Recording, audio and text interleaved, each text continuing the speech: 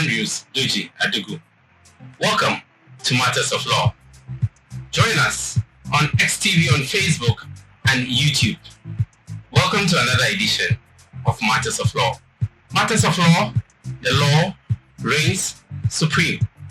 Today, we are talking about arrest. Let's go for a short break. This program is brought to you by PEG Enterprise. Call us on 0240 533 097 0240 533 097 for your delicious pastries, cookies and drinks. Locate PEG Enterprise near KK House in Ho, Volta. Welcome back. Arrest is what we are talking about. In our previous editions, we talked about landlord-tenant relationship and how well that relationship should be established and the things to look out for. If you're watching this edition, I advise you to go and watch those ones to get educated. Arrest. Who has the power to arrest? When can a person be arrested? And where can you be taken to when you are arrested? A lot of people think that it's only the police who have the power to arrest. But the interesting thing is that under the law, citizens or anybody can effect the arrest of a person. But there are conditions under which that arrest can be effected.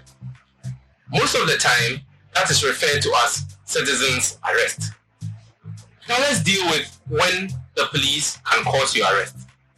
Now, under the provisions of the Criminal Offences Act and also the Criminal Procedure Act, the police can arrest you when they have seen you or they suspect you to have committed a crime. Now, is it every single arrest that must come with a handcuff? No, not necessarily.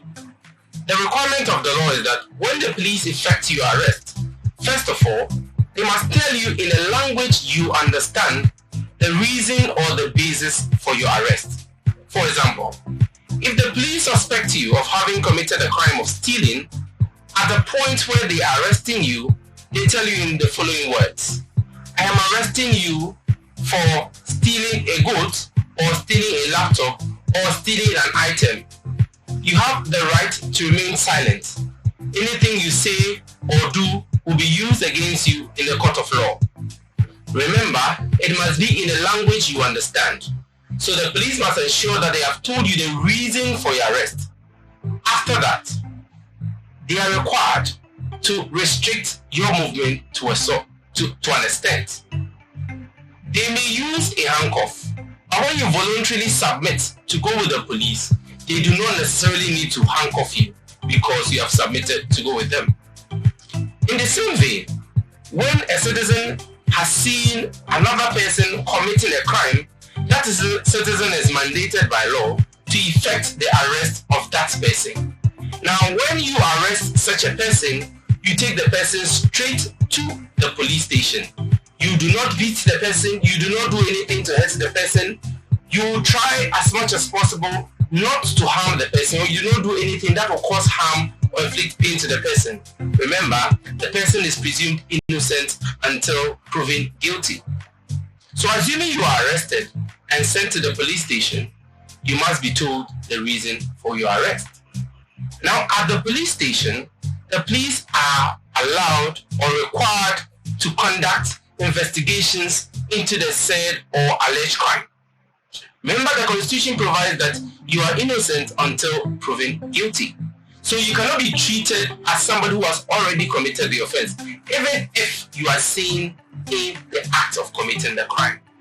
That is what the Constitution says. Now, what must the police do? The police are allowed to take an investigation caution statement from you. And that statement is the statement where they put you on notice that they are investigating you and that you have the right to remain silent, or you have the right to contact a lawyer of your choice. Now, you can choose to make a statement or not.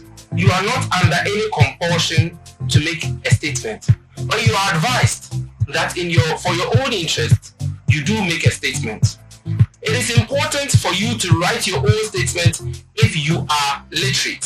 If you can read and write, it is best for you to write your own statement.